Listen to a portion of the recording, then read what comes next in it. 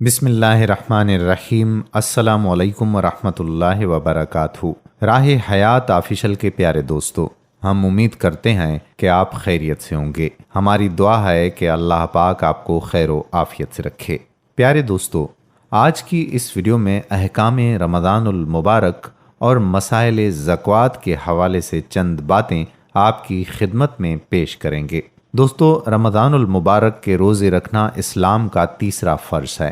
جو اس کے فرض ہونے کا انکار کرے مسلمان نہیں رہتا، اور جو اس فرض کو ادا نہ کرے وہ سخت گناہ گار فاسق ہے۔ روزے کی نیت کہتے ہیں دل کے قصد اور ارادے کو، زبان سے کچھ کہے یا نہ کہے۔ روزے کے لیے نیت شرط ہے۔ اگر روزے کا ارادہ نہ ہو اور تمام دن کچھ کھایا پیا نہیں تو روزہ نہیں ہوگا۔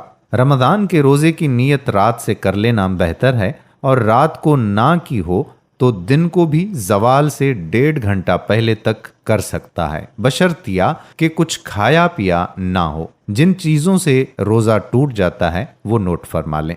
نمبر 1، کان اور ناک میں دوا ڈالنا۔ نمبر 2، قصدن منہ بھر قے کرنا۔ نمبر 3، کلی کرتے ہوئے حلق میں پانی چلا جانا۔ نمبر 4، عورت کو چھونے وغیرہ سے انزال ہو جانا۔ نمبر 5، کوئی ایسی چیز نگل جانا جو عادتاً کھائی نہیں جاتی، جیسے لکڑی، لوہا، کچا گیہوں کا دانہ وغیرہ۔ نمبر 6، لوبان یا عود وغیرہ کا دھواں قصدن ناک یا حلق میں پہنچانا۔ بیڑی، سگریٹ، حقہ پینا اسی حکم میں ہے۔ نمبر 7، بھول کر کھا پی لینا اور یہ خیال کیا کہ اس سے روزہ ٹوٹ گیا اور پھر قصدن کھا پی لیا۔ نمبر 8، رات سمجھ کر صبح صادق کے بعد سحری کھا لی۔ نمبر 9، دن باقی تھا مگر غلطی سے یہ سمجھ کر کہ آفتاب غروب ہو گیا ہے روزہ افطار کر لیا۔ ان سب چیزوں سے روزہ ٹوٹ جاتا ہے، مگر صرف قضا واجب ہوتی ہے، کفارہ لازم نہیں ہوتا۔ نمبر 10، جان بوجھ کر بدون بھولنے کے بیوی سے صحبت کرنے یا کھانے پینے سے روزہ ٹوٹ جاتا ہے، اور قضا بھی لازم ہوتی ہے اور کفارہ بھی۔ کفارہ یہ ہے کہ ایک غلام آزاد کرے، ورنہ 60 روزے متواتر رکھے، بیچ میں ناغا نہیں ہوگا، ورنہ پھر شروع سے 60 روزے پورے کرنے پڑیں گے۔ اور اگر روزے کی بھی طاقت نہ ہو تو 60 مسکینوں کو دونوں وقت پیٹ بھر کر کھانا کھلائے۔ آج کل شرعی غلام یا پابندی کہیں نہیں ملتی، اس لیے آخری 2 صورتیں متعین ہیں، وہ چیزیں جن سے روزہ ٹوٹتا نہیں مگر مکروہ ہو جاتا ہے۔ نمبر 1، بلا ضرورت کسی چیز کو چبانا یا نمک وغیرہ چکھ کر تھوک دینا۔ ٹوتھ پیسٹ یا منجن یا کوئلے سے دانت صاف کرنا بھی روزے میں مکروہ ہے۔ نمبر 2، تمام دن حالت جنابت میں بغیر غسل کیے رہنا۔ نمبر 3، فسد کرنا، کسی مریض کے لیے اپنا خون دینا جو آج کل ڈاکٹروں میں رائج ہے، یہ بھی اس میں داخل ہے۔ نمبر 4، غیبت یعنی کسی کی پیٹھ پیچھے اس کی برائی کرنا، یہ ہر حال میں حرام ہے، روزے میں اس کا گناہ اور بڑھ جاتا ہے۔ نمبر 5، روزے میں لڑنا، جھگڑنا، گالی دینا، خواہ انسان کو ہی ہو یا کسی بے جان چیز کو یا جاندار کو، ان سے بھی روزہ مکروہ ہو جاتا ہے۔ وہ چیزیں جن سے روزہ نہیں ٹوٹتا اور مکروہ بھی نہیں ہوتا۔ نمبر 1، مسواک کرنا۔ نمبر 2، سر یا مونچھوں پر تیل لگانا۔ نمبر 3، آنکھوں میں دوا یا سرما ڈالنا۔ نمبر 4، خوشبو سونگھنا۔ نمبر 5، گرمی اور پیاس کی وجہ سے غسل کرنا۔ نمبر 6، کسی قسم کا انجیکشن یا ٹیکا لگوانا۔ نمبر 7، بھول کر کھانا پینا۔ نمبر 8، حلق میں پانی ڈالنا یا بلا قصد چلا جانا۔ نمبر 10، خود بخود قے آ جانا۔ نمبر 11، سوتے ہوئے احتلام یعنی غسل کی حاجت ہو جانا۔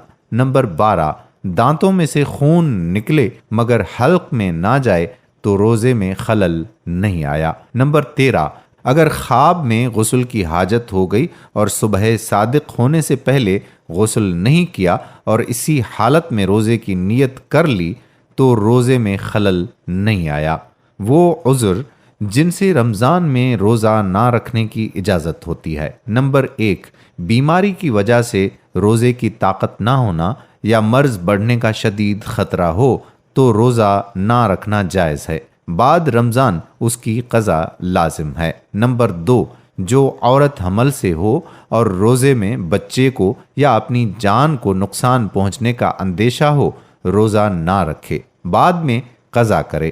نمبر 3، جو عورت اپنے یا کسی غیر کے بچے کو دودھ پلاتی ہے، اگر روزے سے بچے کو دودھ نہیں ملتا، تکلیف پہنچتی ہے تو روزہ نہ رکھے، پھر قضا کرے۔ نمبر 4، مسافر شرعی جو کم از کم 48 میل کے سفر کی نیت پر گھر سے نکلا ہو، اس کے لیے اجازت ہے کہ روزہ نہ رکھے، پھر اگر کچھ تکلیف و دقت نہ ہو تو افضل یہ ہے کہ سفر ہی میں روزہ رکھ لے۔ اگر خود اپنے آپ کو یا اپنے ساتھیوں کو اس سے تکلیف ہو تو روزہ نہ رکھنا ہی افضل ہے۔ نمبر 5، بحالت روزہ سفر شروع کیا تو اس روزے کا پورا کرنا ضروری ہے، اور اگر کچھ کھانے پینے کے بعد سفر سے وطن واپس آ گیا تو باقی دن کھانے پینے سے احتراز کرے، اور اگر ابھی کچھ کھایا پیا نہیں تھا کہ وطن میں ایسے وقت واپس آ گیا جبکہ روزے کی نیت ہو سکتی ہو، یعنی زوال سے 1.5 گھنٹہ قبل، تو اس پر لازم ہے کہ روزے کی نیت کر لے۔ نمبر 6، کسی کو قتل کی دھمکی دے کر روزہ توڑنے پر مجبور کیا جائے تو اس کے لیے توڑ دینا جائز ہے، پھر قضا کر لے۔ نمبر 7، کسی بیمار یا بھوک پیاس کا اتنا غلبہ ہو جائے کہ کسی مسلمان دیندار ماہر طبیب یا ڈاکٹر کے نزدیک جان کا خطرہ لاحق ہو تو روزہ توڑ دینا جائز ہے، بلکہ واجب ہے، اور پھر اس کی قضا لازم ہوگی۔ نمبر 8، عورت کے لیے ایام حیض میں اور بچے کی پیدائش کے بعد جو خون آتا ہے یعنی نفاس، اس کے دوران میں روزہ رکھنا جائز نہیں، ان ایام میں روزہ نہ رکھے، بعد میں قضا کرے۔ بیمار، مسافر، حیض و نفاس والی عورت جن کے لیے رمضان میں روزہ رکھنا اور کھانا پینا جائز ہے، ان کو بھی لازم ہے کہ رمضان کا احترام کریں، سب کے سامنے کھاتی پیتی نہ پھریں۔ روزے کی قضا۔ نمبر 1، کسی عذر سے روزہ قضا ہو گیا تو جب عذر جاتا رہے جلد ادا کر لینا چاہیے، زندگی اور طاقت کا بھروسہ نہیں۔ قضا روزوں میں اختیار ہے کہ متواتر رکھے یا ایک 2 کر کے رکھے۔ نمبر 2، اگر مسافر سفر سے لوٹنے کے بعد یا مریض تندرست ہونے کے بعد اتنا وقت نہ پائے کہ جس میں قضا شدہ روزے ادا کرے تو قضا اس کے ذمے لازم نہیں۔ سفر سے لوٹنے اور بیماری سے تندرست ہونے کے بعد جتنے دن ملیں اتنے ہی کی قضا لازم ہوگی۔ سحری، روزے دار کو آخر رات میں صبح صادق سے پہلے سحری کھانا مسنون اور باعث برکت و ثواب ہے۔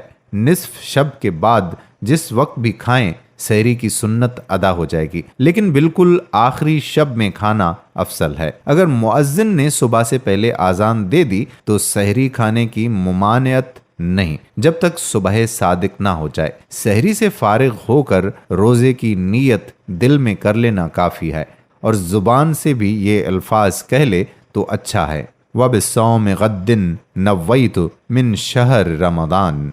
آفتاب کے غروب ہونے کا یقین ہو جانے کے بعد افطار میں دیر کرنا مکروہ ہے۔ ہاں، جب ابر وغیرہ کی وجہ سے اشتباہ ہو تو 2-4 منٹ انتظار کر لینا بہتر ہے، اور 3 منٹ کی احتیاط بہرحال کرنا چاہیے۔